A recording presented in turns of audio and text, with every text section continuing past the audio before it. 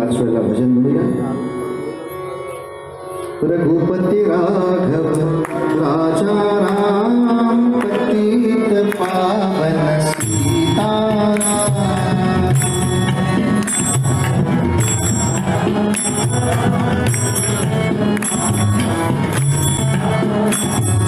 रघुपती राघव राजा राम पतित पावन सीताराम.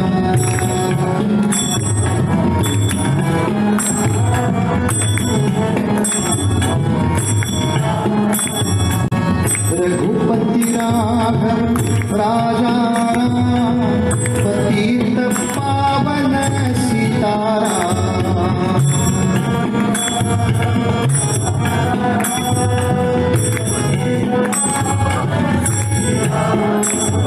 रघुपति राघव राजा राम पतित पावन सीताराम.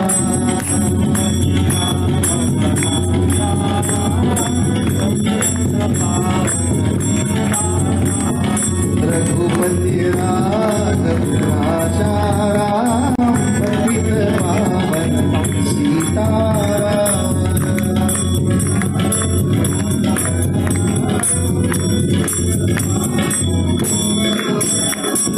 राजाधिराज रामचंद्र महाराज की जय. माझ्या नंतर बंधू वर्गाने म्हणा, हरे राम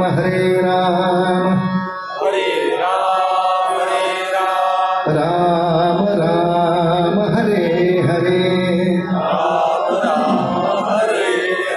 हरे कृष्ण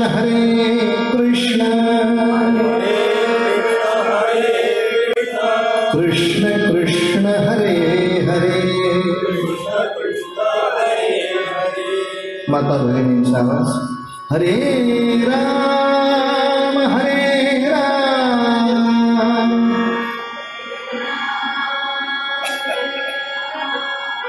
राम राम हरे हरे,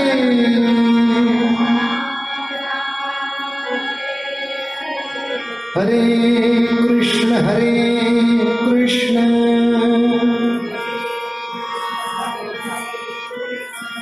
कृष्ण कृष्ण हरे हरे. जय जयकार एकत्र. गोपाल कृष्ण महाराज. पूर्वी कीर्तनात मी म्हणायचो पुरुष वर्गाने म्हणा, मग म्हणायचो मी माता भगिनींनी म्हणा.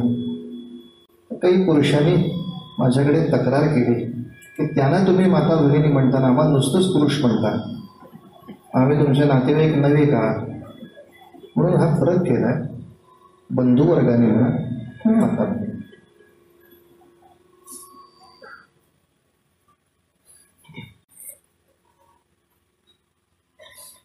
सुभाषचंद्र बोसांच्या चरित्रामधले 5 मुद्दे काल पाहिले. सुभाष बाबूंचे वडील नगराध्यक्ष, घरामध्ये 14 मुलं. आईने त्यांच्यावर संस्कार इतके चांगले ठेवले की त्यांनी इंग्रजी शाळेमध्ये शिकून सुद्धा आपलं भारतीयत्व डळमळू दिलं नाही. अगदी बालवयामध्ये सुभाषने आपल्या मित्रांचा एक समूह तयार केला होता, ज्याला त्याने नाव विवेकानंद समूह असं दिलं होतं. आणि या समूहाच्या विद्यार्थ्यांनी गंगेच्या किनारी जाऊन ज्यांना शाळेचा लाभ होत नाही अशा कोळ्यांच्या मुलांना शिकवायचा उपक्रम केला होता. एक खूप मोठं कार्य आहे त्याने. महाविद्यालयीन शिक्षणासाठी जेव्हा सुभाष कलकत्त्याला आले तेव्हा भारतीय संस्कृतीचा अवमान कोण्या प्राध्यापकाने केला म्हटल्यावर त्याला प्रखर विरोध करून वेळ प्रसंगी विद्यार्थी आंदोलन उभं करून सुभाषने आपलं नेतृत्व मोठं दाखवलं. पण सुभाषला कॉलेजमध्ये काढून टाकलं म्हटल्यावर त्याच्या वडिलांनी प्रार्थना अशी केली होती की इंग्लंडला जाऊन ICSची परीक्षा दिलीस तर कलेक्टर होशील. बाबांचं ऐकून सुभाष इंग्लंडला गेले. केम्ब्रिज विद्यापीठामध्ये पहिल्या 10 नव्हे तर पहिल्या 5 4थ्या क्रमांकाने काल ते आपण पाहिलं उत्तीर्ण झाले. तो ICS उत्तीर्ण झाला म्हटल्यावर जानकीनाथ बाबूंनी सगळीकडे साखर वाटली, पण लगेचच सुभाषची तार आली. मी पदवी घेतली आहे, पण मी पद घेणार नाही आहे. कलेक्टर होऊन मला इंग्रजाची सेवा करायची नाही. किंबहुना महात्मा गांधींनी हे 1921 साल असहकार आंदोलन उभं केलंय, त्याच्यामध्ये मला सामील व्हायचं आहे. असहकार या शब्दाचा अर्थ स्वच्छ आहे. इंग्रजाच्या नोकरीतल्या सगळ्याच लोकांनी जर कार्यालय सोडली आणि ते बाहेर आले तर इंग्रजाला राज्यच कसं चालवता येईल? इंग्रजाला हात धरून मारायची गरजच नाही. इंग्रजाचं राज्य इथे व्यवस्थित चालू नाहीये या दृष्टीनं सगळ्या लोकांनी घरदार सोडून किंवा त्यांचे व्यवसाय किंवा त्यांच्या नोकऱ्या सोडून रस्ता पकडला, इंग्रजाला राज्य चालवणं अवघड जाईल. साहजिक तो परत निघून जाईल. योजनेमध्ये खोट नाहीये. पण महात्मा गांधींची भेट भारतामध्ये येऊन सुभाषने घेतली आणि प्रश्न एकच विचारला, तुम्ही आवाहन केलंय, तुम्ही चित्र उभं केलंय, हे सगळं आम्हाला मान्य आहे, पण भारतातले सगळे लोक असं वागतील याची खात्री कोणी द्यावी? भारतामध्ये हिमालयापासून कन्याकुमारीपर्यंत सगळ्या गावापासून शहरापर्यंत इंग्रजाच्या कार्यालयात भारतीयच माणसं नोकऱ्या करतायत. इंग्रज अक्षरशः मुठभर आहेत, आम्हाला मान्य आहे, पण सगळ्यांनी आपापल्या नोकऱ्या सोडा आणि आंदोलनामध्ये उतरा असं जरी तुम्ही म्हणालात तरी किती टक्के नोकर याच्यात उतरतील? अर्थात सुभाष बाबू भारतात आले तेव्हा जुलै उजाडला होता आणि जुलैपर्यंत 1921च्या जुलैपर्यंत देशाची परिस्थिती बघता 10% माणसं सुद्धा आपली कामं सोडून बाहेर आलेली नव्हती. तर 10, 15, 20% आणखी समजा पुढच्या 5 महिन्यात 10% पुढचे आले असं धरून चाल, तरी 80% माणसं जर त्यांच्याकडे काम करत असणारच आहे तर काय फारसा फरक पडतो इंग्रजाला? पण तरी असो, याही प्रकारामध्ये तुम्हाला युवकांची मदत मिळाली नाही म्हणून नाव फसला असा बोल कोणावर यायला नको. तर आम्ही आपापल्या परीने हे आंदोलन जास्तीत जास्त मोठं कसं करता येईल याची नक्की काळजी घेऊ. महात्माजींचा मुंबईमध्ये निरोप घेऊन सुभाष कलकत्त्याला पोचले आणि त्यांनी आपले राजकीय मार्गदर्शक गुरु म्हणून कोणाला निवडलं तर त्यांचं नाव लक्षात ठेवा, ते चित्तरंजन दास असे फार मोठे काँग्रेसचे नेते होते. त्यांच्याकडे जाऊन अक्षरशः स्वातंत्र्याचा अनुग्रह मागितला की चित्तरंजन दास, सुरुवात मला देशसेवेला करायची आहे, मी लग्न करणार नाहीये, त्यामुळे माझ्या गरजा कधीच वाढणार नाहीये. एक साधी छोटीशी राहायला खोली, झोपायला एक चटई किंवा जमीन असली तरी पुरणारे 2 वेळचं जेवण मिळालं की माझं काम भागलं, मला वेतनही नको. सगळं जीवन राष्ट्रकार्यासाठी द्यायला मी आता सिद्ध आहे, काय करू सांगा? चित्तरंजन दास अनुभवी होते. असे अनेक मुलं नेहमीच येत असतात, म्हणजे सुभाष मी सांगतो तसं आता थोडं करा. तुझ्या क्रांती कार्याची सुरुवात तू 1 ऑगस्टला कर. तू जुलैच्या शेवटच्या आठवड्यात आलायस, 1 ऑगस्टला कर. का चित्तरंजन बाबू 1 ऑगस्ट का? लोकमान्य टिळकांचा स्मृती दिन आहे. 1 ऑगस्ट 1920 लोकमान्यांचं मुंबईला सरदारपुराच्या परिसरात निधन झालंय. सगळा देश पोरका झाला. त्यांचा प्रथम स्मृती दिन येतोय 1 ऑगस्ट 1921ला. लोकमान्यांचा स्मृती दिन आहे. हो, आणि सुभाष, मला असं वाटतं की लोकमान्यांचा अतिशय आवडता त्यांचा राजकारणातला शिष्य सावरकर आहे आणि त्यांनी त्याच्या राष्ट्रकार्याची सुरुवात परदेशी कापडाची होळी करून केली आहे. एक सहज इच्छा अशी आहे की असहकार आंदोलनामध्ये जसा असहकाराचा पुरस्कार आहे तसाच स्वदेशीचाही पुरस्कार आहे. महात्माजीने स्वदेशीचा प्रखर पुरस्कार केला आहे. तेव्हा स्वदेशीच वस्तू लोकांनी घेतल्या पाहिजेत यासाठी अभियान चालवणं, यासाठी मिरवणुका काढणं एक, आणि शक्यतो सगळ्या सरकारी कार्यालयातली माणसं बाहेर या हे आवाहन करण्यासाठी अनेक यात्रा करणं कार्य दोन. या दोन्ही गोष्टीचा प्रारंभ करताना स्वदेशीचा प्रचार करायचा तर परदेशीचा भस्मासूर संपवला पाहिजे असं लक्षात घेऊन 1 ऑगस्टला कर सुरुवात. आणि हा योगायोग आहे.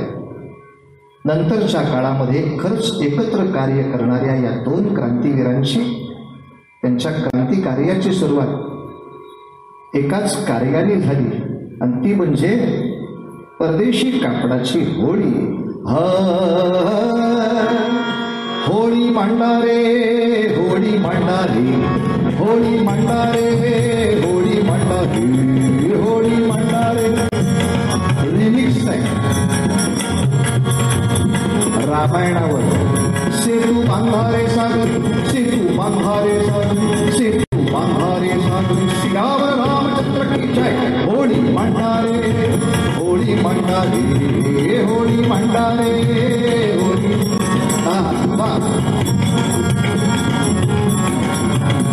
अरे स्वदेशी कपडा हवा भरपूर, स्वदेशी कपडा हवा भरपूर. बहिष्कार परदेशी सेवन, बहिष्कार परदेशी सेवन. परदेशीचा हा भस्मासूर, परदेशीचा हा भस्मासूर, परदेशीचा हा भस्मासूर निरभूर रस्त्यावरी. होळी मांडारे सारे, होळी मांडारे सारे, होळी मांडारे सारे. प्रभूवर लोकमान्य की जय. होळी मांडारे, होळी मांडारे, हे होळी मांडारे, होळी मांडारे, होळी.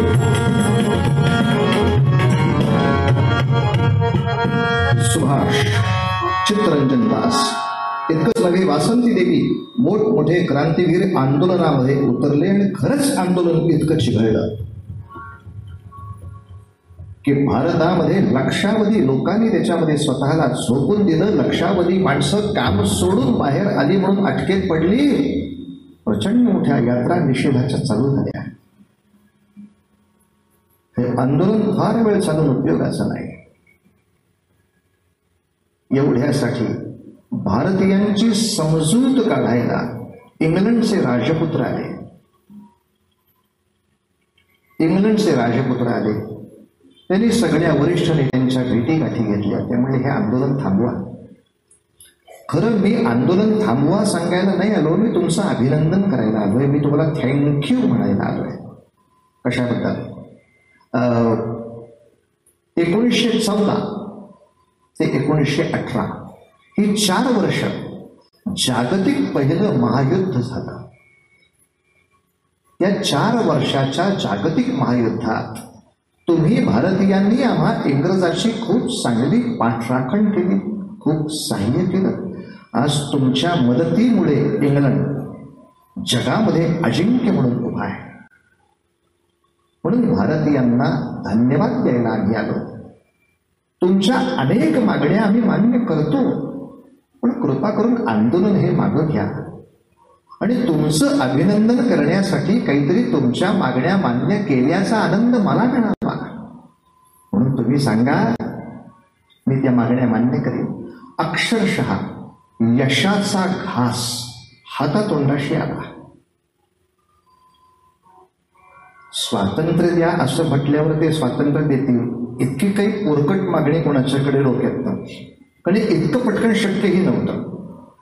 पण किमान आपल्या वरिष्ठ नेत्याने असा विचार केला, मागणी अशी करूया, असहकार आंदोलनामध्ये जी जी माणसं आपापली कार्यालय सोडून आली म्हणून तुम्ही त्यांना तुरुंगात टाकलं, त्या सगळ्यांना तुरुंगातून मुक्त करा. समजा एखादा बँकेत मॅनेजर होता, तो आंदोलनासाठी मॅनेजरची नोकरी सोडून खाली आलाय, तुरुंगात टाकलाय, त्याला मोकळा करा आणि दुसरी मागणी, त्याला त्याच मॅनेजर पदावर परत बसवा. काही 8वीतली मुलं आहेत जी शाळा सोडून आंदोलनात आली आहेत. त्यांना 6-6 महिने तुरुंगवासाच्या शिक्षा आहेत. मागणी एकच, या सगळ्या मुलांना सोडा. काही 5वीतली मुलं आहेत, काही 8वीतली आहेत, काही मॅट्रिकची आहेत, काही 12वीची आहेत. मुलांना सोडा आणि त्याच इयत्तेत त्यांना परत भरती करा. त्याचं वर्ष वाया जाऊ देऊ नका. अशा 2-3 मागण्या केल्या आणि अधिक भारताच्यासाठी भारताच्या राज्यकर्त्यांना थोडी अधिक स्वायत्तता मिळावी अशाही काही मागण्या केल्या. युवराज म्हणाले, मी मागण्या मान्य करायला तयार आहे. सगळ्या देशामध्ये वारं असं आलं होतं, हाय हाय हाय. हिमालयापासून कन्याकुमारी पर्यंतच्या आणि एका बाजूला द्वारकेपासून दुसऱ्या बाजूला ब्रह्मदेशापर्यंतच्या सगळ्या भारताला, सगळ्या सामान्य नागरिकांना एक आश्वासन मिळणार होतं. आपले नेते ग्रेट आहेत, आपल्या नेतृत्वाने आंदोलन केलं. इंग्रजी युवराज आला, आपण 4 गोष्टी मागितल्या, युवराजाला द्याव्याच लागल्या. येऊनच युवराज गेला. माय लीडर इज ग्रेट. नेतृत्वावर सगळ्या देशाचा विश्वास घट्ट होण्यासाठी खूप चांगली संधी होती. सगळे मागे लागले. या 4 मागण्या केल्या, त्या आपण युवराजाकडनं मान्य करू, लवकर मान्य करूया. पण तो कागद काही गेला पुढे जाईल. सुभाष, चित्तरंजन दास, दादाभाई नवरे सगळे एकमेकांना विचारतात, काय अडचण काय आहे? महात्मा गांधी याच्यावर सही करायला तयार नाहीत. का नाहीत? गांधींचं म्हणणं इतकंच आहे, भारतामध्ये जसं भारतीयांचं राज्य यावं यासाठी चळवळ चालू आहे, तसंच भारताच्या शेजारी तुर्कस्तान नावाचा एक देश आहे. या तुर्कस्तान देशाचा जो प्रमुख असतो त्याला खलिफा असं म्हणतात. इंग्रजांनी त्याच्या युद्धामध्ये खलिफाला पदच्युत केलं आहे. त्यांचं राज्य चालू आहे. तुर्कस्तानमध्ये परत खलिफाचंच राज्य यावं यासाठी त्याही देशामध्ये एक मोठी चळवळ चालली आहे. त्या चळवळीचं नाव खिलाफत चळवळ. खलिफा राज्यावर येण्यासाठी असलेली जागतिक चळवळ खिलाफत चळवळ. या खिलाफत चळवळीसाठी मोहम्मद अली आणि शौकत अली ही 2 भारतीय माणसं अनन्वित कष्ट करत आहेत आणि ते तुर्कस्तानच्या स्वातंत्र्यासाठी झगडा करता आहेत. म्हणून इंग्रजांनी त्या दोघांना तुरुंगात टाकलं आहे. तर महात्माजींची मागणी अशी आहे, असहकार आंदोलनामध्ये सापडलेल्या आमच्या सर्व भारतीयांना इंग्रज जेव्हा मोकळा करेल त्यामध्ये तो या अली बंधूंना सुद्धा मोकळा करेल असं इंग्रजांनी आश्वासन द्यावं, तर महात्माजी सही करायला तयार आहे, अन्यथा नाही. सगळ्या काँग्रेसी नेत्यांच्या जीवाचा तीळ पापड तगमग सगळे समजूत घालतायत, महात्माजी हा विषय तुर्कस्तानच्या स्वातंत्र्याचा आहे, तुम्ही आमच्या काँग्रेसच्या भारतीय स्वातंत्र्याच्या गळ्यात ते कशाला झेंगड बांधताय? अली बंधूंची सुटका याच्यासाठी वेगळा काही विषय करता येईल ना. सत्याग्रहामध्ये भारतातली कोट्यावधी माणसं असतात तुरुंगामध्ये, वेगवेगळ्या शिक्षेमध्ये. 1 कोटी माणसांच्या सुटकेला 2 माणसांसाठी अडकवायचंय का? यांना सोडवा असं म्हणा, कागदावर सही करून त्यांना सुटू दे. आपण अली बंधूंसाठी वेगळा अर्ज करूया ना. काँग्रेसचं तोंडाशी आलेलं यश का काढताय? पर्याय नव्हता तुमच्या आमच्याकडे. हट्ट कायम होता त्यांचा. अरे राष्ट्रपित्याने आग्रह धरला,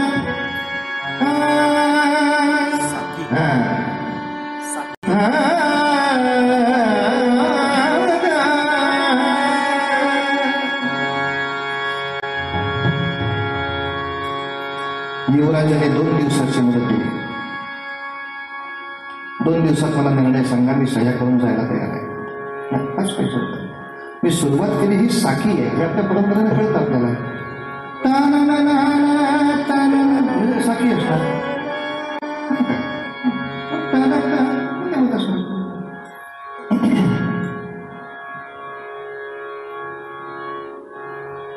सगळ्यांचा नाईलाज एकाच गोष्टीसाठी. राष्ट्रपित्याने आग्रह धरला अली बंधूंची सुटका. राष्ट्रपित्याने आग्रह धरला अली बंधूंची सुटका. खिलाफतीला पुढे घेऊनी, खिलाफतीला पुढे घेऊनी सहकाराचा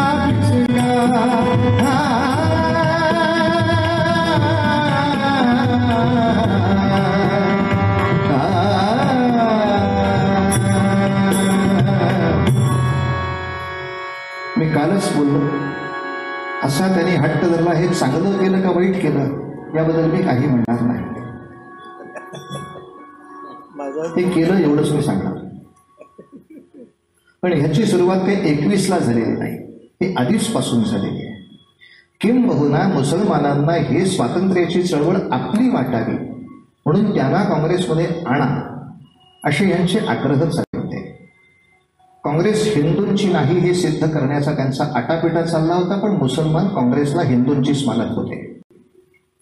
अगदी 18-19च्या अधिवेशनामध्ये मोहम्मद अली जिना जेव्हा काँग्रेसच्या नागपूरच्या अधिवेशनात आले, त्या अधिवेशनामध्ये नुकतेच भारतात येऊन कार्य सुरू करणाऱ्या गांधींचं मी अभिनंदन करतो असं म्हणताना ते मिस्टर गांधी म्हणाले. सगळ्यांनी एकमुखाने कल्ला सुरू केला की महात्मा गांधी म्हणा, मिस्टर गांधी चालणार नाही. बॅरिस्टर मोहम्मद अली जिना तितक्यात शांतपणे व्यासपीठावर उभे होते. मी त्यांना मिस्टर गांधी म्हणणार आहे, तुम्हाला ऐकायचं असेल तर ऐका, नाही तर मी इथनं बाहेर चाललोय. लोकांनी ऐकलं नाही. मोहम्मद अली जिना मांडवातनं बाहेर पडले आणि काँग्रेसमधनंही बाहेर पडले. त्यांनी मुस्लिम लीग वेगळी केली. एक पूर्ण भारतामध्ये वेगळी संघटना. पुन्हा काँग्रेसची मनधरणी सुरू झाली की मुस्लिम लीग आणि काँग्रेस हे एकत्र आल्याशिवाय स्वराज्य येऊच शकणार नाही असा स्वतःचा त्यांनी समज करूनच घेतला. म्हणून मुस्लिम लीगच्या लोकांनी काँग्रेसच्या अधिवेशनात येण्यासाठी तिकीट काँग्रेसने काढून द्या, तर ते जावयासारखे येणार. त्यांच्या निवासाच्या सोयी आपणच करा. त्यांच्या प्रार्थनेच्या वेळेला काँग्रेस अधिवेशन थांबवा. सगळेच लाड सुरू झाले. आणि एकदा लाड होत आहेत म्हटल्यावर कोणाला नको येतो. अशी ही लाडवलेली सगळी प्रकरणं उभी राहिल्यामुळे खिलाफत चळवळीला प्रोत्साहन देण्यासाठी भारतामध्ये मोगल्यांचं बंड झालं. खिलाफत म्हणजे त्या खलिफाला पहिल्या महायुद्धात त्रास झाला याचा राग भारतीय मुसलमानांनी हिंदूंवर काढला. लक्षावधी हिंदू मारले गेले, लक्षावधी कापले गेले, लक्षावधी विहिरीमध्ये टाकले गेले. पण आपण अशा मोकळे लोकांची जर निंदा केली तर लीग काँग्रेसपासून कुठे स्वातंत्र्याची चळवळ गडबड होईल. म्हणून महात्माजींनी वीर मोपले बंधू अशी त्यांची स्तुती केली.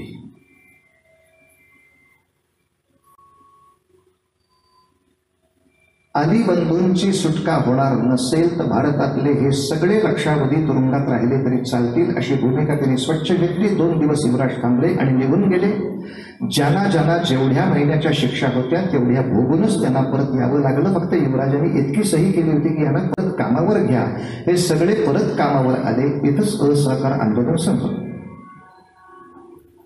ते फक्त 21 साली केल्यापुरतं झालं होतं. 22 साली सगळेच्या सगळे ऑफिसर्स परत त्याच पोस्टवर उभे होते. आता 22 साली काहीतरी पाहिजे ना. आता नवीन आंदोलन डोक्यात आलं. काय करूया, सारा बंदी आंदोलन घ्या. म्हणजे शेतकऱ्यांनी जो टॅक्स भरायचा तो आम्ही इंग्रजाला भरणार नाही. सारा बंदी. रवींद्रनाथ टागोरांनी आग्रहाने महात्माजींची भेट घेतली. महात्माजी हे आंदोलन करायचं नाही का? टॅक्स बुडवला म्हणजे माणूस देशभक्त असतो हे जर तुम्ही आमच्या अडाणी लोकांच्या डोक्यात घुसवलं तर स्वराज्य आल्यावर सुद्धा टॅक्स बुडवणारेच नालायक मोठे होत राहील. त्यांना टॅक्स द्यायची जी वृत्ती आहे ती मोडू नका महात्माजी. तुम्ही असं म्हणा पाहिजे होतं की इंग्रजाला टॅक्स देऊ नका, काँग्रेसला द्या, पण देण्याची प्रवृत्ती थांबवू नका. ते बोलवलं म्हणजे देशभक्त होतात ही कल्पना देऊ नका. रवींद्रनाथांच्या सारखा माणूस सांगत होता, नाही दुसऱ्याचं ऐकायचं आपल्याला. साराबंदी आंदोलन झालं, सगळ्या शेतकऱ्यांना परत एकदा हिमालयापासून काश्मीरपर्यंत सगळ्या काँग्रेस कार्यकर्त्यांना निरोप गेले. त्यांनी ते शेतकऱ्यांच्यापर्यंत पोहोचवले. शेतकऱ्यांच्याकडची तांदूळाची पोती येत नाहीत म्हटल्यानंतर इंग्रजाच्या लोकांनी चापकाचे फटके मारायला सुरुवात केली व शेतकऱ्यांच्या दुर्बळ हाताने विचारतो कोण तेव्हा. पोलिसांच्या पलटणीच्या पलटणी मिलिटरीची माणसं घेऊन शेतकऱ्याला उचलायचा, शेतात फेकून द्यायचं, धान्य घेऊन जायचं, हा उपद्व्याप झाला. परिणामतः शेतकरी इतके चिडले की भारतात त्या चिडल्याचा उद्रेक झाला. 4 फेब्रुवारी या दिवशी काही शेतकऱ्यांनी इंग्लिश पोलीस चौकीवर हल्ला केला. आंदोलन सुरू झाले जानेवारी 22. शेतकरी इंग्रजाच्या पोलीस चौकीवर चाल करून दिले 4 फेब्रुवारी. 1 महिन्यात फक्त. त्याच्यामध्ये पोलीस चौकी पेटवली गेली, 4 पोलीस जाळून मारले गेले. या सगळ्या हिंसेचा महात्माजींनी इतका धसका घेतला की त्यांनी जाहीर केलं साराबंदी आंदोलन मागे घेतलेलं आहे. म्हणजे मार्चमध्ये सगळे टॅक्स भरायचे. आणि तिथे सुभाष बाबू चित्तरंजन दासांच्याकडे येऊन चिडले. पण चित्तरंजन दास बाबू असं का होत आहे? आपल्याकडचा सेनापती युद्ध सुरू करतो आणि जरा कुठे लढाईची वेळ आली नाही, आता युद्ध नाही करायचे आपल्याला, आम्ही युद्धामध्ये उतरणारे मूर्ख ठरतोय. तर बाबू तुम्ही आम्हाला दुसरं काहीतरी सांगा. तर ह्याच्या रस्त्याला जाण्यात काही मला गंमत दिसत नाही. अर्थात याच्यानंतर महात्माजींनी असं काही करूच नाहीये म्हणून इंग्रजांनी फार छान काम करून टाकलं. 1922च्या मध्यात महात्माजींना अटक केली आणि 6 वर्षासाठी ते तुरुंगात जातील अशी व्यवस्था केली. आता 6 वर्ष महात्माजी तुरुंगात बाहेरच येणार नाही, कुठलंही आंदोलन नाही, शांतता सत्याग्रह चालू आहे. ते 6 वर्ष आत असतील तेव्हा काय करायचं? तेव्हा चित्तरंजन दास बाबूंनी सुभाषला सांगितलं, सुभाष नेतृत्वात पुढे जात राहा. म्हणजे आता कलकत्त्याचा महापौर हो. गुणाधीश अनेक आहेत, त्यांना गणाधीश करता आलं पाहिजे. गणाधीश जो ईश सर्वा गुणाचा. चांगली माणसं नेतृत्वात पाहिजे. तू 1 डॉक्टर झालास, 1 इंजिनियर झालास, तो 4 बिल्डिंगा चांगल्या बांधशील, डॉक्टर झालास तर 4 रोगी बरे करशील, पण कलेक्टर झालास तर 10 लाखाचं भविष्य चांगलं करशील. नेतृत्वात जा. सुभाषनी निवडणूक लढवली. सुभाष कलकत्त्याचे महापौर म्हणून 1 नव्हे, ऐकून ठेवा, सलग पुढे 3 वर्ष निवडून आले होते. महापौराची साधारण टर्म 1 वर्षाची आहे. 3 वर्ष निवडून आले. पण इंग्रजाचा जीव असा खालीवर, याला कधी एकदा त्याच्या पत्त्यातनं काढतो असं झालं का? महापौर झाल्याबरोबर सुभाषचं काम धडाडीचं होतं. पहिलं काम ऐका, काय गंमत आहे, याचे सगळ्याचे लेखी पुरावे आपल्याकडे आहेत. पण सिनेमा सुभाषचा काढला त्याच्यात सुद्धा तुम्ही दाखवलं नाही. सगळ्यांना आपलं सुभाषच्या सिनेमामध्ये दर्ग्याच्या समोर गाणं कसं चाललं होतं ह्याच्या शूटिंगमध्ये इंटरेस्ट होता. बाकी काय केलं सुभाषने?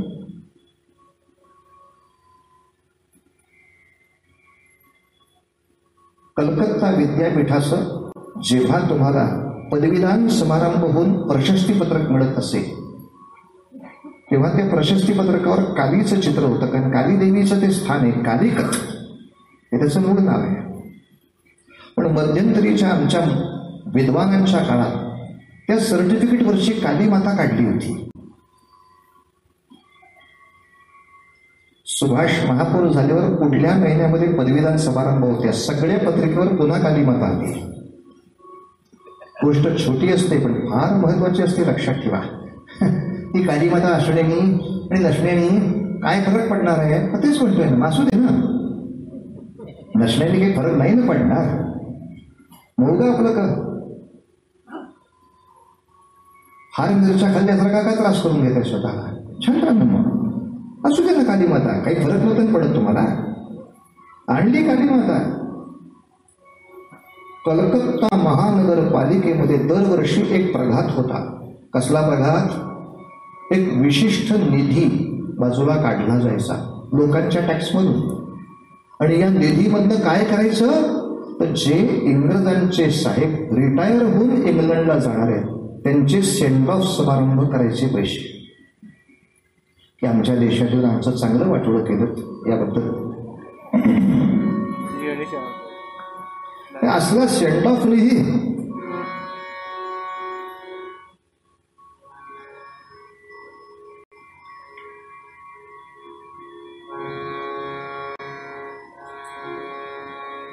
सुभाषला महापौर पदावरनं काढण्यासाठी इंग्रजाची का चडपड झाली?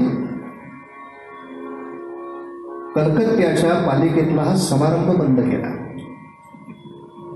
मी यावर्षी महापौर आहे, एकाही इंग्रजी साहेबाचे सत्कार होणार नाही, त्यांना कोणतंही मानपत्र मिळणार नाही, त्यांना कुठलाही पुष्पगुच्छ दिला जाणार नाही. त्या एकूण समारंभासाठी जो खर्च असतो त्या काळात सुद्धा 15-20 हजाराचा खर्च होता. मग या खर्चाचं काय करायचं?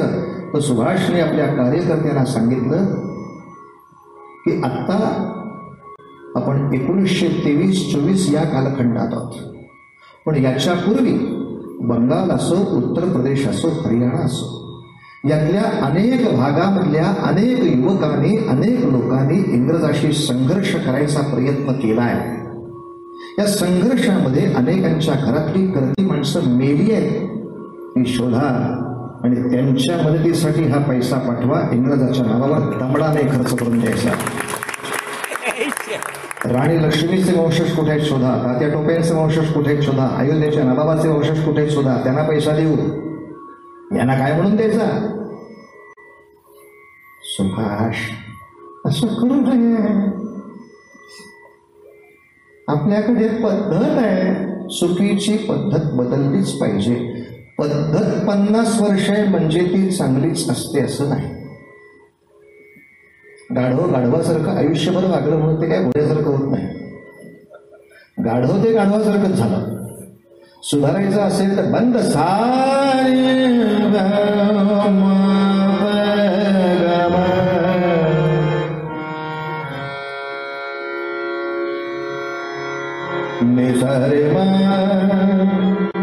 रे मनी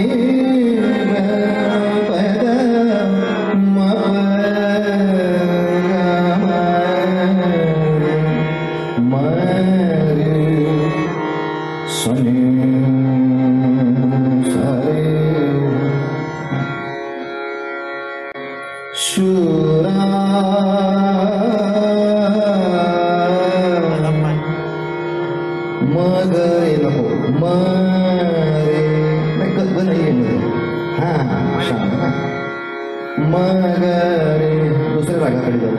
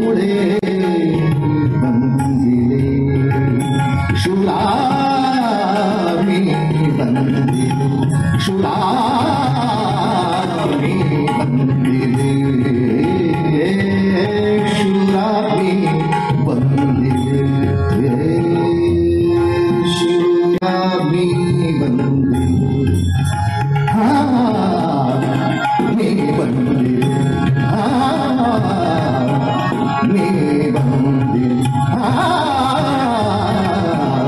मी बंदिले मी बंदिले मी बंदिले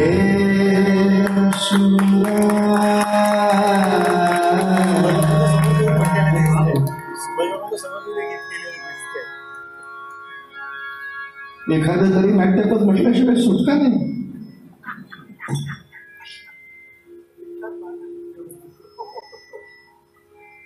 गोपीनाथ सहा नावाचा एक क्रांतिकारक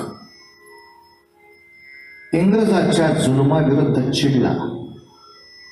इंग्रजी साहेबाला पाहून त्यांनी पिस्तुलाचा बार उडवला. इंग्रजी साहेब जखमी झाला.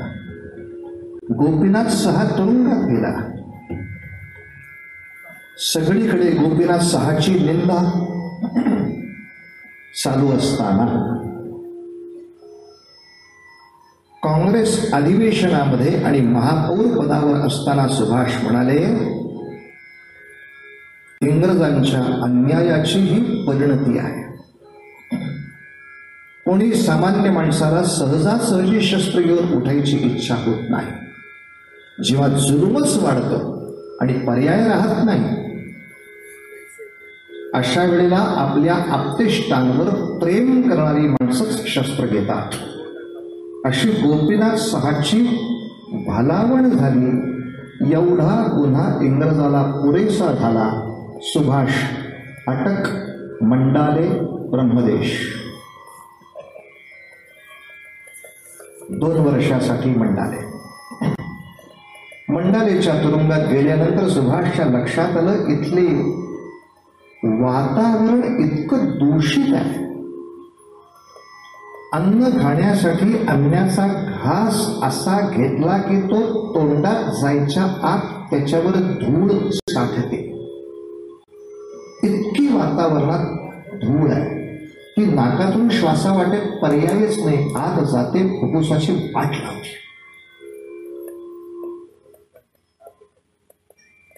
फुफ्फुसाची वाट लागते. सगळं वातावरण कसं उदास आहे.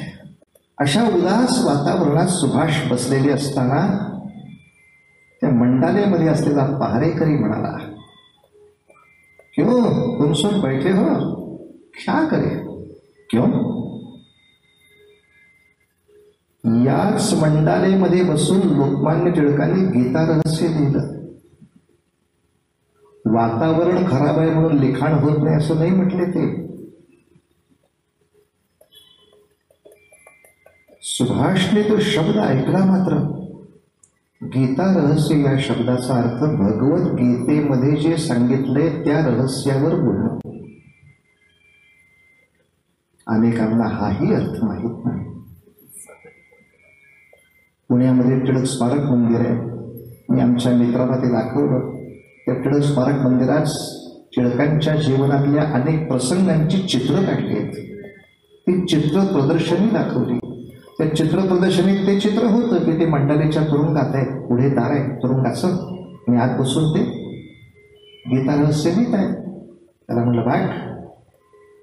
त्याने सुद्धा कौतुकाने सांगितले, बहुत अच्छे. कारागृह में रहते हुए रहस्य कथाओं का लेखन करना. हे गाधाड्या, गीता रहस्य म्हणजे गीता नावाच्या मुलीचं नाही रहस्य. हे काय अर्धाळा करायची कादंबरी नव्हे गाढवा. रहस्य कथा. पण अलीकडची पण MPSCची मुलं छान आहेत. ती फोन करतात, तुमच्याकडे गीता रहस्य आहे का? तुला का पाहिजे? मी असं ऐकलंय की टिळकांनी गीतेवर टीका केली आहे. म्हणजे तुझ्या डोक्यात आहे, त्यातलं काही तसं झालेलं नाहीये. मराठी भाषेमध्ये समजावून सांगणं याला सुद्धा टीका करणं असंच म्हणतात.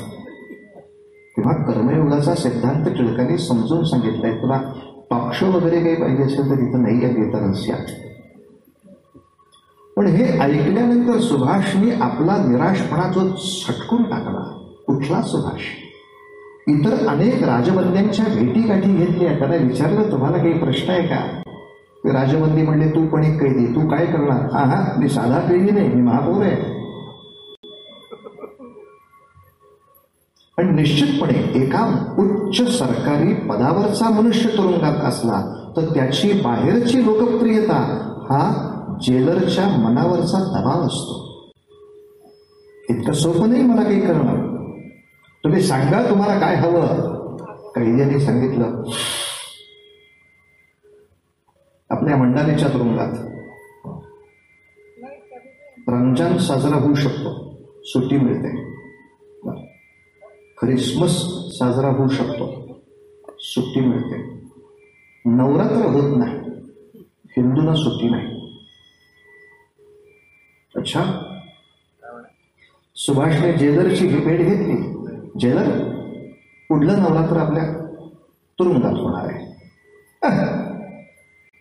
मुहूर्त कोण आहे का आपण? त्याला मांडव कोण घालणार आपण? त्याला उदबत्त्या नैवेद्य फुलं कोण आणणार आपण? पूजाविधी फक्त इथे केला जाईल.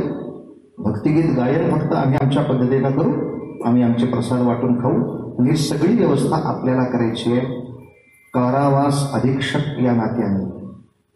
कारण तुम्ही इतरांच्या वेळेला करता म्हणून. नो मिस्टर सुभाष, या नाही हो सकता. जेलर, माणसं कोणाच्या जीवाचं बरं वाईट कधी करत नाहीत, कारण त्यांना भीती असते की आपण तुरुंगात जाऊ. कळतंय का? माणसं दुसऱ्याच्या जीवाचं सहसा बरं वाईट करत नाही, कारण त्यांना भीती असते की आपण तुरुंगात जाऊ. आता आम्हाला द्यायचे कारणच नाही ना, आम्ही तुरुंगातच जाऊ. ते तरुण पुढचा दाखवत कळला पाहिजे हो. मजा त्याच्यात आहे. एक साप आणि एक नाग एकमेकांच्या समोर आले. आणि नागाने सापाला विचारलं, काय रे सापड्या, कुठं चाललास? विनोद संपला. त्याच्या पुढचं सांगायला तर मजा काय? काय रे सापड्या, कुठं चाललायस? तसा माणसं साहस का करत नाही ते विधा तुरुंगात जायतील म्हणून. जेलरला कळलं जे काय कळायचं ते. सब कुछ इंतजाम हो जाएगा. हे झालं नाही हे जर कलकत्त्यात कळलं तर बंगालपासून ब्रह्मदेश फार लांब नाही आहे. Better you understand. सुभाषने ताकद दाखवली. वा रे वा. त्या वर्षी इंग्रजी अधीक्षकांच्या परवानगीनं इंग्लिश सेवेत असलेल्या आपल्या पोलिसांच्या खांद्यावरनं पालखी आली, देवीची मूर्ती आली, फुलं आली, निरंजन आली आणि मंडालेच्या तुरुंगात अनादि निर्गुण प्रगटली भवानी, अनादि निर्गुण प्रगटली भवानी.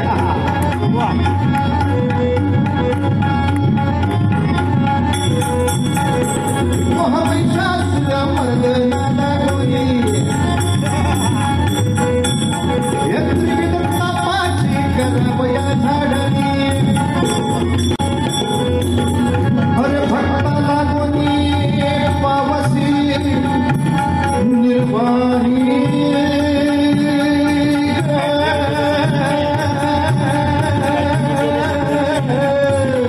आईचा जोगवा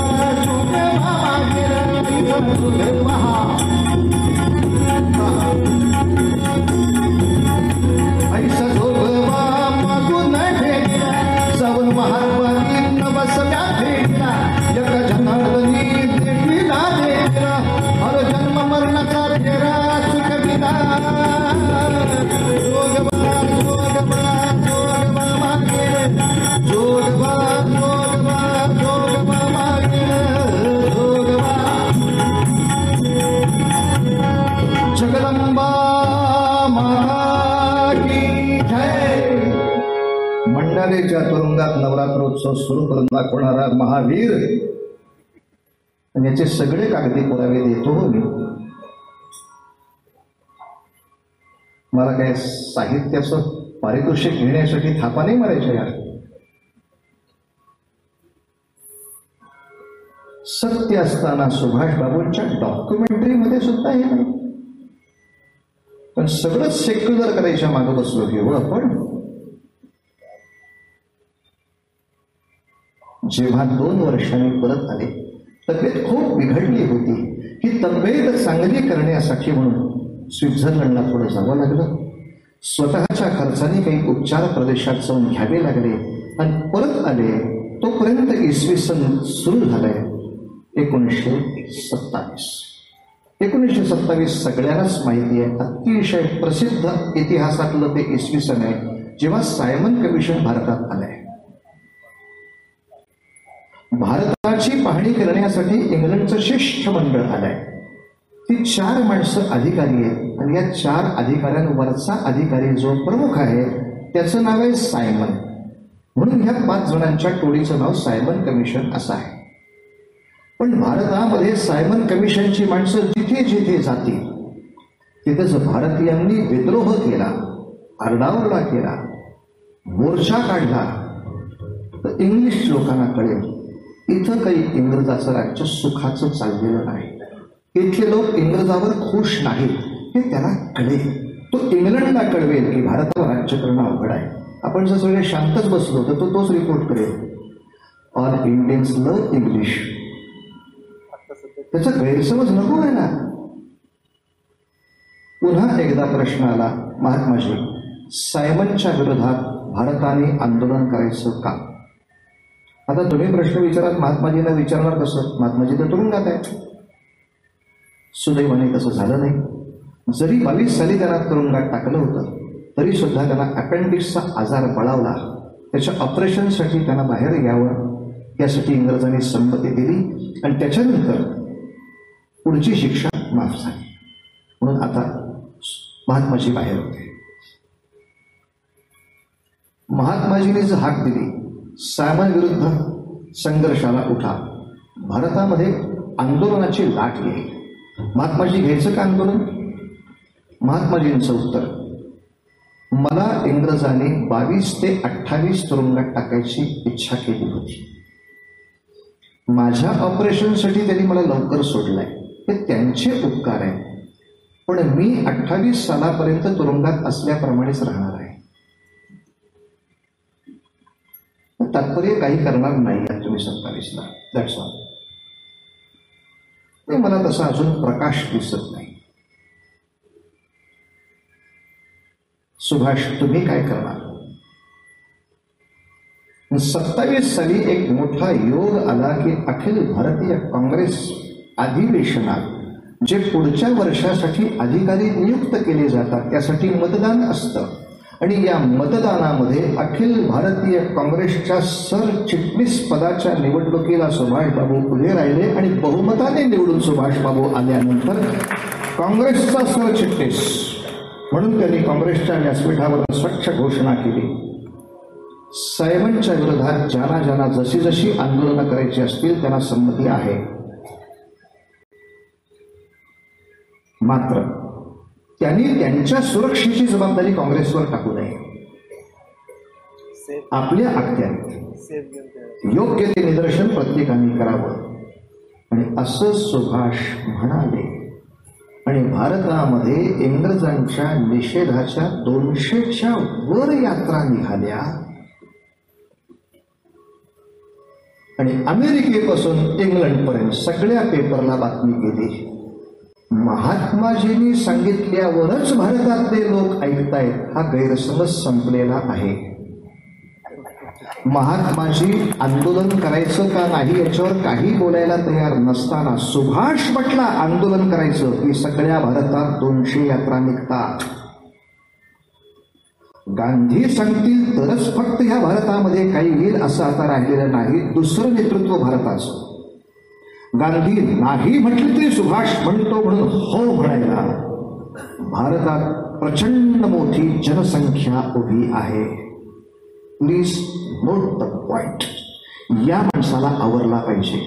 हे त्रासदायक प्रकरण आहे. हे त्रासदायक प्रकरण आहे आणि म्हणून लक्षात ठेवा सुभाषला या कालखंडानंतर जवळजवळ 2 ते 3 वेळा परत तुरुंगात इंग्रजांना टाकला. आणि कारण काय सांगावं तर स्वातंत्र्याची मागणी करण्याची त्याने झेंडा घेऊन यात्रा काढली. एवढ्याशा आरोपासाठी 4-4, 6-6 महिने तुरुंगात टाकायचे. आणि इतरांनी हीच यात्रा काढली असेल तर 2 दिवस चिवडा लाडू खायला घालून परत पाठवायचे. भीती या माणसाकडनं होती, भीती या माणसाकडनं होती. मात्र ही सारखी तुरुंगवारी, हे सारखं अर्धवट परत येणं, अर्धवट परत जाणं. आजार इतका बळावला. सारे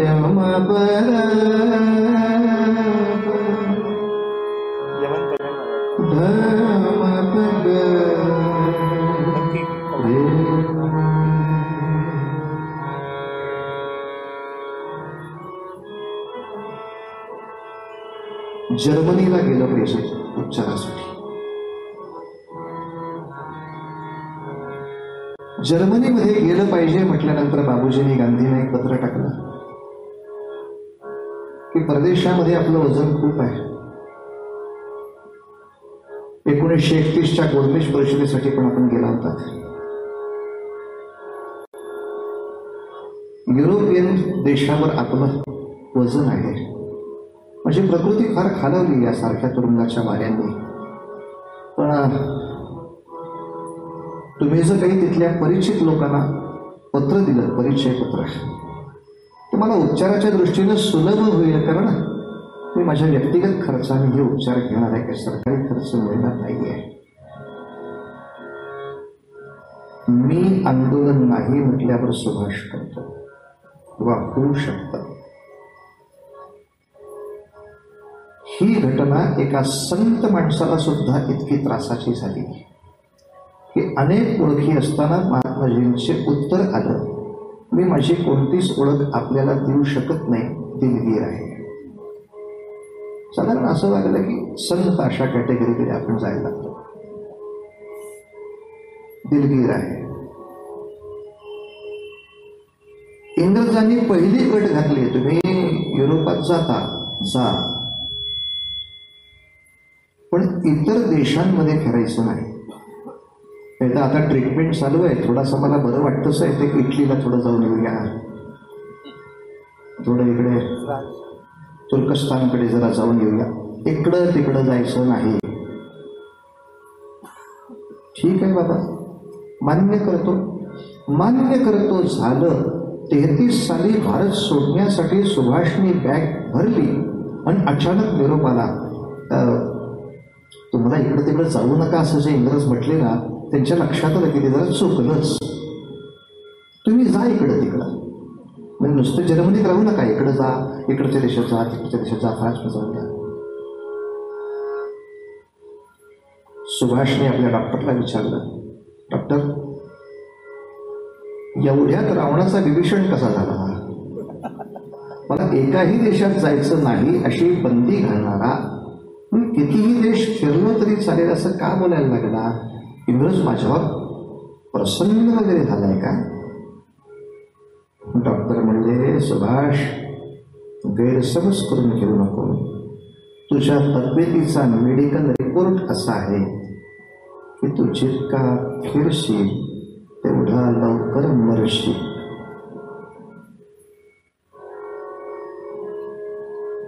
म्हणून इंग्रज सरकार तुझ्यावर कृपा करत आहे. You understand that? तुझ्या आजाराचं हे निदान झालंय. अर्थात हे कळून सुद्धा सुभाष युरोपात गेले, उपचार तर घेतलेच, पण तरी सुद्धा आसपासला इटलीमध्ये रोमला गेले. तिथे भारतीय विद्यार्थ्यांना अपमानास्पद वागणूक मिळते त्यांच्या देशाच्या तुलनेत हे लक्षात आल्यावर तिथल्या राष्ट्राध्यक्षांशी चर्चा करून, अर्थात सुभाषशी त्यांचा राष्ट्राध्यक्ष का बोलतो? पुन्हा एकदा, कारण सुभाष हे एक नागरिक म्हणून गेलेले नाहीये, ते अखिल भारतीय काँग्रेसचे सरचिटणीस आहेत. सत्तेमधला एक प्रचंड मोठा सरचिटणीस पदावरनं पुढे गेला की तो काँग्रेसचा अध्यक्ष होणार आहे उद्या. म्हणजे आजच्या कालखंडाप्रमाणे राहुलजी असतील किंवा सोनियाजी असतील, या स्तरापर्यंत त्या माणसाची आत्ता व्हॅल्यू आहे युरोपात जाताना. त्यामुळे तो कोणाही राष्ट्राध्यक्षाला जाऊन बोलू शकतो की भारतीय विद्यार्थ्यांवर हा चाललेला अन्याय भारताला त्रास देईल. कारण इटलीचे पण अनेक विद्यार्थी भारतात आहेत. त्याला कळलं इटलीची किटली काय होते ती. पण रोममध्ये जाऊन आपल्या विद्यार्थ्यांना पुन्हा सन्मान मिळवून देणारा एक सुभाष वेगळं नेतृत्व त्या देशात फिरत होतं. थोडा घाईनं पुढे जातो. 2-3 वर्ष युरोपात राहावं लागलं. पण याही युरोपातल्या वस्तीत अनेक देशांशी संपर्क केला. आता हे गुप्त नाही राहिलेलं, हे ओपन सिक्रेट आहे की हिटलरची माणसं येऊन सहज भेटून गेली. हिटलरच्या दूताचा निरोप होता, सुभाष तुम्ही इथे आहात हे 1933-34. हो. अजून एक 5-7 वर्षात दुसऱ्या महायुद्धाची तयारी चालली आहे. ब्रिटनच्या इंग्लिश लोकांनी अनेक देशांना त्रास दिले, त्या जर्मनीला पण त्रास झालाय. या इंग्रजाचा सूड काढण्यासाठी जर्मनी काही मित्र देशांना घेऊन 40-41ला फाईट सुरू करणार आहे. जगाच्या इतिहासाप्रमाणे शत्रूचा शत्रू तो मित्र. या गणिताने इंग्रज तुमचाही शत्रू आहे आणि इंग्रज माझाही शत्रू आहे. आम्ही जर युद्धाला उभं राहिलो तर भारत आम्हाला मदत करणार का? असं असेल तर जर्मनी भारताला मदत करेल. मी भारतासाठी काय करावं हे हिटलरनं सुभाषला विचारलं. आपण त्यांची रिलेशन बघा. सुभाष सांगतात याच्यासाठीच आमच्या देशाला सिद्ध व्हायचं असेल तर आधुनिक शस्त्राचं शिक्षण त्यांना आधीपासून मिळायला हवं. 41ला तुम्ही युद्ध सुरू कराल आणि 40 साली बंदुका पाठवाल, आता जरा शिकून घ्या म्हणून, तर पतंग उडवल्यासारख्याच बंदुका उडवायला आमची माणसं आहेत. 303चा फटका त्याच्या छातीला सहन झाला पाहिजे. यासाठी किमान 4-5 वर्षाचं ट्रेनिंग माझ्या लोकांना घेणं आवश्यक आहे. यासाठी शस्त्रास्त्रांनी भरलेलं एक जहाज कलकत्ता बंदराकडे पाठवावे. माझी माणसं कोलकातामध्ये ते उतरवून घेतील. पुढची 4-5 वर्ष सरावात राहतील. 41ला उपयोगी पडतील. बरं, या जहाजाची किंमत विचारायचीच नाही. आम्ही तुम्हाला मदत करायची, तुम्ही आम्हाला मदत करायची. That's all. ऐकण्यासारखी गोष्ट आहे. एका दमडीचा व्यवहार न करता हिटलरच्या संघटनेनं एक अख्खं जहाज शस्त्र कलकत्त्याकडे पाठवून दिलं होतं. अख्खं जहाज. मी पेटी नाही म्हटलं. ज्या जहाजावर एका दिशेनं दुसऱ्या दिशेकडे जायला गाडीनं जावं लागतं, हवाई उड्डाण त्याच्या जहाजावर येतं, एवढं जहाज शस्त्रास्त्र बारुदासकट कलकत्ता किनाऱ्याला पोचलं. दुर्दैव तुमचं, सुभाषने जे आत निरोप पाठवले ते पुरुषे पोचले नाहीत. त्यामुळे उतरवून घ्यायला जी माणसं पाहिजे तेवढी आली नाही. बराच वेळ सागरात वाट पाहिली आणि कोणी नाही आलं म्हणून दुर्दैवाने जहाज परत जर्मनीकडे निघून गेला. पण तरी जगाला धक्का होता. सुभाष जर म्हटला 1 जहाज बंदुका पाहिजे तर जर्मनी 1 मिनिटाचा विलंब न करता जहाज पाठवते. Not joke. सुभाषच्या शब्दाची किंमत काय इंटरनॅशनल लेवलला आज? ज्याची करोडो रुपयामध्ये किंमत येईल असं युद्ध जहाज जर्मनी सुभाषसाठी पाठवते. हे ऐकल्यानंतर एका माणसाला अत्यंतिक आनंद झाला आणि तो माणूस गुजराती होता.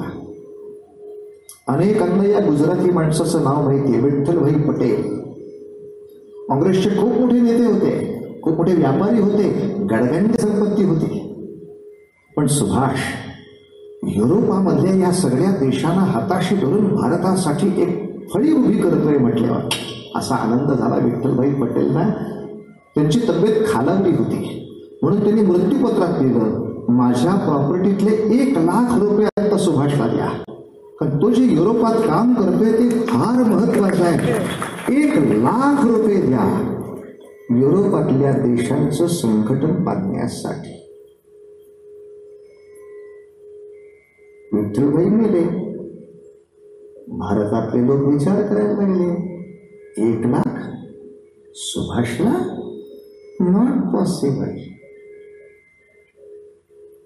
पण भुलाभाईंच्या सारखा वकील उभा केला, कोर्टामध्ये मृत्यूपत्र खोटं ठरवलं आणि 1,00,000 रुपये महात्मा गांधींच्या हरिजन कल्याण केंद्राला दिले गेले. आपले असं झालं, हे चांगलं झालं का वाईट झालं मी काहीच सांगणार नाही, मला काही माहित नाही हे चांगलं झालं का वाईट झालं. सुभाषने फक्त खेद व्यक्त केला की मृत्यूपत्र खोटं ठरवून ते पैसे भुलाभाई देसाईंनी महात्माजींना दिले हे मी समजू शकतो, पण मृत्यूपत्रात जे मला मिळावेत असं लिहिलंच नाही असं असताना सुद्धा महात्माजीने ते स्वीकारले, हेच संत पदाबद्दल शंका येणाऱ्या गोष्टी वाटतात. की जे माझ्यासाठी भुलाबाईने ठेवलंच नव्हतं, पण मोठेपणाने त्यांनी असं म्हणायला पाहिजे होतं की 1,00,000 सुभाषला द्यायचे नसतील ठीक आहे, पण हे काही माझ्यासाठी नव्हते, मलाही नको, तुम्ही दुसऱ्या कुठल्या चांगल्या कामाला द्या. सुभाषने खंत व्यक्त केली की भारतामध्ये माझा नक्की शत्रू कोणी तोच मला कळत नाही, आता मला या व्यापारात टिकू द्यायचं नाही असं सगळ्यांचं मत दिसतं.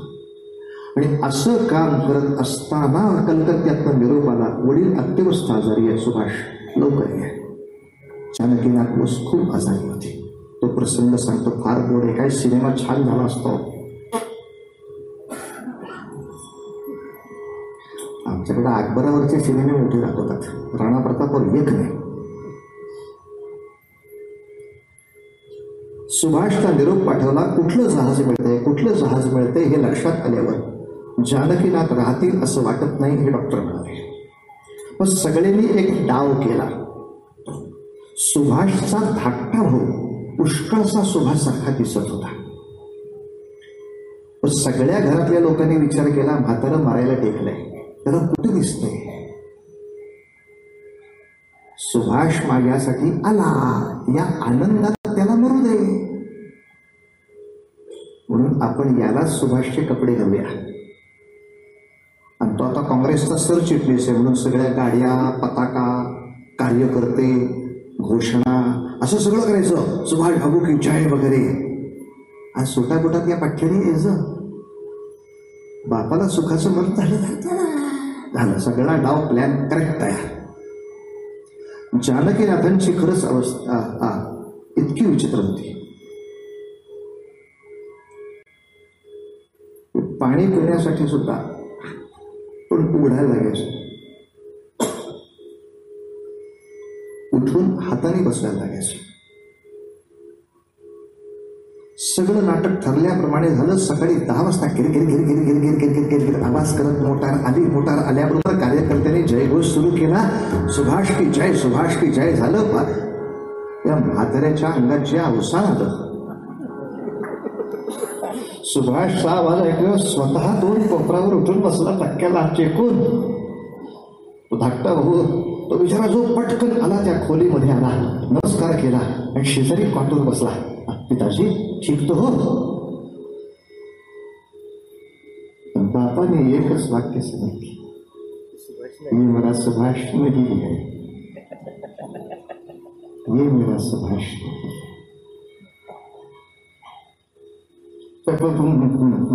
पिताजी मैं तो सुभाष हूं, ये सुभाष नहीं है. सुभाष आला असता तर वडिलांच्या कॉटवर बूट घालून बसला नसता. मैं सुभाष को बहुत अच्छी तरह से जानता हूं बेटा. त्याला मी माफी मागायला सांगितली होती तर माफी मागणार नाही असे शब्द म्हणत असताना त्याच्या डोळ्यातली चमक मी पाहिली आहे. हे तर भेदरलेल्या सशासारखं बसलंय पोर माझ्या समोर. हे सुभाष नाही. त्या दुःखाने म्हाताऱ्याने मान टाकली. कालांतराने सुभाष आले, पण सुभाषने युरोपात केलेलं कार्य भारतातल्या अनेकांच्या पर्यंत पोचलं. याच्या पुढची निवडणूक झाली ती अशी जबरदस्त की 37 साली अखिल भारतीय काँग्रेसच्या अध्यक्षपदाच्या निवडणुकीला सुभाष उभे राहिले. 37 साली ही निवडून आले, 38 साली ही निवडून आले. 2 वर्ष सलग अखिल भारतीय काँग्रेसचा अध्यक्ष निवडून आलेला. 3ऱ्या वर्षी मात्र काय झालं ते सांगा. सुभाषला कोणीतरी प्रतिस्पर्धी दिला पाहिजे. कोणीच उभं राहायला तयार नव्हतं. सुभाषच्या बरोबर कुठं उभं राहणार आहे. दुसरा प्रतिस्पर्धी उभा राहिला पट्टाभी सीतारामय्या. या माणसाचं नाव त्याच्याही प्रांतातल्या फारशा लोकांना माहित नव्हतं. सुभाष बाबूंना अखिल भारतीय स्तरावर काँग्रेसच्या अध्यक्षपदाला टफ कोण देणार? पट्टाभी सीतारामय्या. मनुष्य मोठा होता, मनुष्य विद्वान होता, मनुष्य व्यासंगी होता, मनुष्य तपस्वी होता. पट्टाभी अतिशय विद्वान होते. पण ते स्वतःच सांगत होते मी एवढी वेल नोन पर्सनॅलिटी नाही हो सुभाषच्या तुलनेत. असं काय करताय? आणि गोष्ट कानावर घालतो, चांगली का वाईट मला माहित नाही, पण साबरमतीमधनं महात्माजींनी सगळ्या काँग्रेस कार्यकर्त्यांना एक पत्रक दिलं. ज्या पत्रकावर स्वच्छ लिहिलं होतं पट्टाभी सीतारामय्यांना मत म्हणजे मला मत आहे हे लक्षात ठेवून मतदान करावे. सुभाषला तिथंच कळलं होतं की ही निवडणूक पट्टाभी आणि सुभाषमध्ये नाहीये, ही गांधी सुभाषमध्ये निवडणूक चालली आहे. पण असं पत्रक सगळ्या काँग्रेस कार्यकर्त्यांना मिळाल्यानंतर सुद्धा 32 मतांनी सुभाष निवडूनच आले. त्याही वर्षी सुभाष अध्यक्ष. किती पोटात दुखलं असेल आपण कल्पना करा.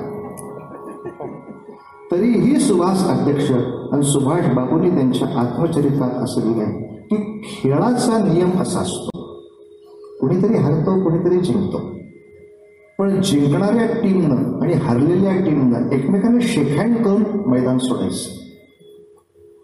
हा खेळाचा नियम आहे. एक खेळाडू पण आहे. दोघांनी एकमेकांना शेकहँड करायचं आणि जायचं. तर सुभाष बाबू त्यांच्या आठवणीत लिहितात माझं दुर्दैव आहे मी जिंकलो हे ऐकल्याबरोबर पट्टाभी सीतारामय्यांनी पहिला मला फोन केला अभिनंदनाचा, पण जन्मात असा फोन साबरमती करू शकली नाही. युद्ध त्यांच्या माझ्यात होतं तर किमान जिंकला असतं अभिनंदन सुभाष. आता असं सुद्धा ते म्हटले नाहीत हे चांगलं का याच्यावर आपल्याला बोलायचं नाही. ते चांगलं का वाईट याबद्दल आपण काही म्हणायचं नाही. असं असं झालं. आता का झालं ते बाणे, का नाही झालं तेच जाणे. इतका सगळ्या बाजूनं विरोध चाललेला असताना सुद्धा 41च्या महायुद्धामध्ये उतरण्यासाठी या काँग्रेसच्या नेत्यांचा काहीही आपल्याला उपयोग नाही. कारण सगळे आज ना उद्या विरोधात जाणार हे कळल्यावर मग शेवटी सुभाष कोणाकडे गेले आणि कोणामुळे त्या दुसऱ्या महायुद्धाच्या लष्करी हालचालींना एक प्रचंड प्रवेग प्राप्त झाला. ती भेट सावरकर आणि सुभाष यांची आहे, ज्यासाठी सुभाष बाबू कलकत्त्यातून मुंबईला आले होते. मुंबईला दादरला ही भेट झाली आहे. मी भाग्यवान आहे.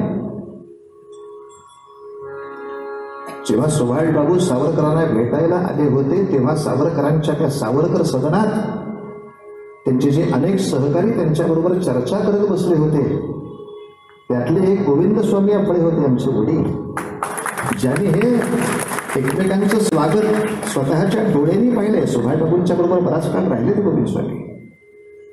त्यांच्याकडून अनेक कथा या सगळ्या गोष्टीच्या ऐकल्या. तेव्हा सावरकर आणि सुभाष काय बोलले हे मनाने ओळखायचे आहेत. ते काही सगळ्यांच्या समोर बोलले नाहीत. पुढे काय झालं याच्यावरनं कळलं पाहिजे आधी काय बोलले. आणि दोघंही अभिनय पटू असे होते की सावरकरांना भेटून कलकत्त्यात गेल्यानंतर सुभाष बाबूने सतत असा सूर काढला आमची मीटिंग काही फ्रुटफुल नाही झाली, काही गंमतच नाही होत्या माणसामध्ये. युद्ध असंच करायचं असतं. सावरकरांचं मजे ठरलंय काय मरायचंय उद्या हे सांगून ते ज्या अर्थी पुढच्या प्लॅनिंगच्या दृष्टीनं तोंड असं करताय तिथं शहाण्याने समजायचं असतं कुछ तो आहे. आणि ते खरंच कसं झालं, काय झालं याच्याबद्दल नंतर सावरकरही म्हटले, तर त्याच्यानंतर सुभाषबाबूंची ही 2 महत्वाची पत्र आणि 2 महत्वाच्या तारा या पुराव्या दाखल आपल्याला घेता येतात. इतका मोठा आपल्याकडे सज्जड पुरावा सापडतो. सुभाषचं कीर्तन महत्वाचं आहे आपल्याला याच्यामध्ये.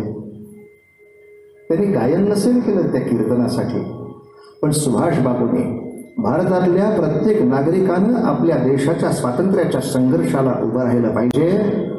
आज महात्माजी नाही म्हणत असतील तरी सुद्धा ठीक आहे, त्यांची संतांची प्रेरणा आहे, त्यांनी त्या तऱ्हेनं कार्य करावं. खंत एकच आहे की ते त्यांच्या तत्वाला चिकटून राहत नाहीत. भगतसिंगांच्यासाठी शब्द टाका म्हटलं तर त्यांनी शब्द दिला होता, मी हिंसेचं समर्थन करू शकत नाही म्हणून मी शब्द टाकणार नाही.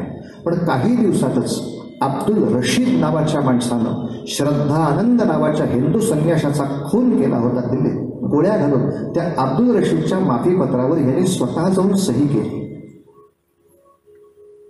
जो सहीचा कागद आजही भारतीय संग्रहालयात आहे. आणि नुसती सही केली असं नव्हे तर स्वतःच्या वृत्तपत्रामध्ये नुसता अब्दुल रशीद नाही, याला भाई अब्दुल रशीद म्हणा, हा माझा भाऊ आहे, इथपर्यंत तुमची मजल गेली. मग हिंसेचं समर्थन करता येत नाही ह्या वाक्याला काहीच अर्थ नव्हता. म्हणजे अब्दुल रशीदनं केली तर ती हिंसा नव्हती, भगतसिंगानं केली तर होती, असाच काहीतरी विचित्र अर्थ निघत होता. पण असं विचित्रासारखं का होत आहे? मोठं झालं की बहुतेक असं होत असेल की आपण ज्या तत्वाचा अंगीकार करतो ते तत्व आपण नाही चिकटून राहू शकत आहोत. काही का असेल ना, महात्माजींच्या ठिकाणी कसे असतील ते असतील, ते मोठे आहेत, त्यांना वंदन करून मात्र आपला रस्ता आता शोधण्यासाठी सावरकरांची भेट नितांत गरजेची झाली. उद्या सावरकर भेट आणि त्याच्यापुढे सुभाषबाबूंनी केलेली आझाद हिंद सेनेची जबरदस्त वाटचाल सांगतो. सुभाषच्या एका शब्दानं अख्ख्या भारतातलं सायमन कमिशनच्या संघर्षासाठी लक्षावधी माणसं उठत असतील, याच्यापेक्षा तेजस्वी कीर्तन भक्ती कुठली पाहिजे? याच्यापेक्षा तेजस्वी कीर्तन भक्ती काय पाहिजे? ज्या कीर्तनानं इंग्रजाला दरारा बसला, भारतीयांना आधार मिळाला, अशी या भक्तीच्या वाटांनी वाटचाल करून आम्हालाही आमचं हे परमार्थातलं आणि जगातलं यश मिळावं या प्रार्थनेसाठी म्हणायचं, शरण शरण हनुमंता, शरण शरण हनुमंता, शरण हनुमंता, तुम्हा आलो रामदूता, शरण तुम्हा आलो रामदूता, रामदूता, शरण शरण हनुमंता. उद्या पुन्हा एकदा प्रार्थना करतो. असंच उद्या आपण 11 वाजणार आहेत, किंवा घरच्या लोकांना थोडं सांगून घ्या. त्यांनी आयुष्य दिलंय, आपण 1 तास जास्त देऊया, थोडी जास्त माहिती घेऊ, अनेकांच्यापर्यंत हे चरित्र पोचवण्याचा प्रयत्न करू. सुभाषबाबू गेले का राहिले यासाठी दुसरा पुरावाच नको आहे. ते एखाद्या वेळी परत येतील यासाठी सुभाषच्या घरावर नेहरू सरकारने 10 वर्ष गुप्तहेरांची पाळत ठेवली होती असा आरोप बाबूजींच्या घरच्यांनी केलाय, आपले बुवानी नव्हे. सुभाषबाबूंच्या वंशजांनी हा आरोप केलाय की आमच्या घरावर सतत नेहरू सरकारने गुप्तहेर ठेवली होती की सुभाष परत येतो का काय. कारण नेहरूंनी इंग्रजाला हे लिहून दिलं होतं, सुभाष जर प्रगट झाला तर तो इंग्रजाचा कैदी आहे, इंग्रजाचा गुन्हेगार आहे, म्हणून त्याला अटक करून इंग्रजाच्या ताब्यात देणं हे भारताचं कर्तव्य आहे. हाही कागद आज हिस्ट्रीत उपलब्ध आहे. तर असं तरी नेहरूंनी का लिहावं? तर नेहरू हे मुळात निवडून आलेले कधीच पंतप्रधान नव्हते, ते महात्माजींनी नियुक्त केलेले पंतप्रधान होते. दुर्दैवाने भारताच्या लोकशाहीतला पहिलाच पंतप्रधान न निवडलेला आलेला आहे, जो अपॉइंट केला गेला. आणि ज्याला 100% माहित होतं निवडणूक झाली तर 3 वर्षी सलग निवडणुकीत फक्त सुभाष जिंकला होता. पुढचं पंतप्रधानपद त्याच्या हातात जायची दाट शक्यता होती. त्याच्या हातात पंतप्रधानपद गेलं तर तो इंग्रजाचा ऐकणार नव्हताच. माउंटबॅटनची आणि इंग्रजांची सक्तीच संपणार होती. इंग्रजांना आपलंही ऐकत राहील असंच कोणीतरी भारतावर येणं अपेक्षित होतं. म्हणून त्यांनी सांगताना असं आपल्याला सांगितलं की स्वातंत्र्य आहे, पण फारसा या स्वातंत्र्य शब्दाला अर्थ नव्हता आणि आजही नाही. अजूनही भारतात कॉमनवेल्थ घ्यायची असेल तर इंग्लंडच्या राणीची परवानगी आणावी लागते. पण इंग्लंडच्या राणीला भारतात यायचं असेल तर व्हिसा काढावा लागत नाही. म्हणजे काय समजायचं? पण इंग्लंडच्या पंतप्रधानांनी शांतपणे सांगितलंय, तो कुठल्याही वाक्यात इंडिपेंडन्स हा शब्दच त्यांनी म्हटलेला नाही. त्यांनी शब्द इतकाच म्हटलाय, we are transferring powers to India, that's all. आम्ही फक्त तुम्हाला पॉवर हँड ओव्हर करतोय. ते राजेने तसं नाहीये त्याच्यात. आता फार गांभीर्याने स्वराज्याचा विचार करावा लागणार आहे. काश्मीर कित्येक काळ भारताकडे येत नव्हतं याचं कारण इंग्रजाचा सतत आग्रह चालला होता काश्मीर पाकिस्तानला मिळावं. का तर पुष्कळचं त्या काळातलं पाकिस्तान हे इंग्रजाचं ऐकणारं होतं. त्यामुळे इंग्रजाला आपलं ऐकणाऱ्या लोकांची शक्ती वाढवणं अपेक्षित होतं. पण या गोऱ्या माणसांनी केलेले काळे धंदे इतके जबरदस्त आहेत पुढच्या काळात. पण सगळंच एका कीर्तनात सांगितलं तर उद्या कशाला या, बाकीच्या काही गोष्टी आपण उद्यासाठी ठेवून देऊ आणि तूर्त आरती करण्यासाठी. मी एवढ्या वेळ निरंजन प्रज्वलित करायची म्हणून बोलत राहिलो.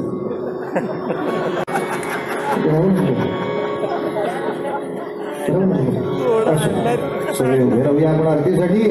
छानपैकी आज सोमवार भगवान शंकरांची आरती म्हणा.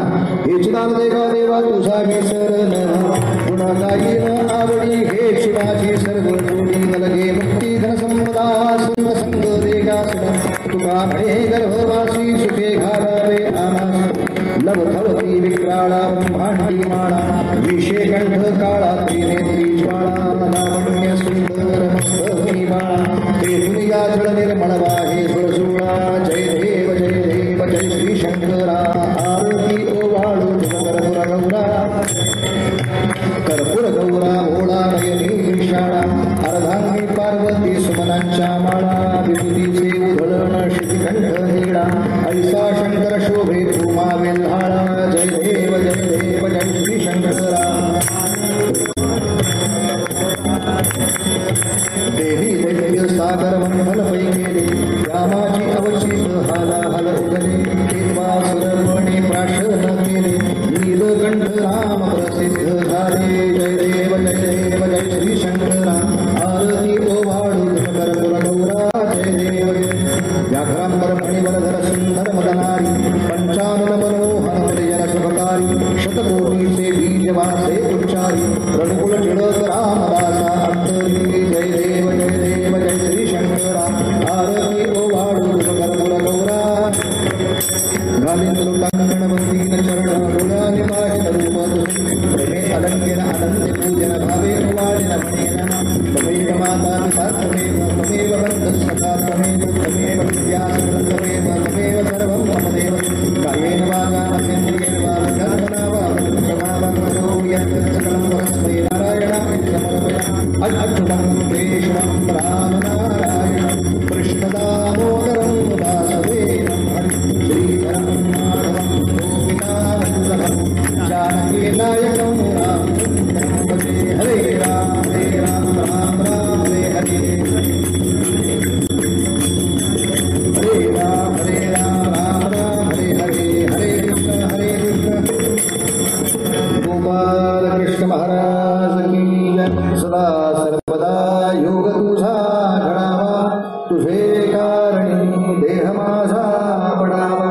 उपेक्षू नको गुणवंता अनंता, रघुनायका मागणे हे सुनाता. जय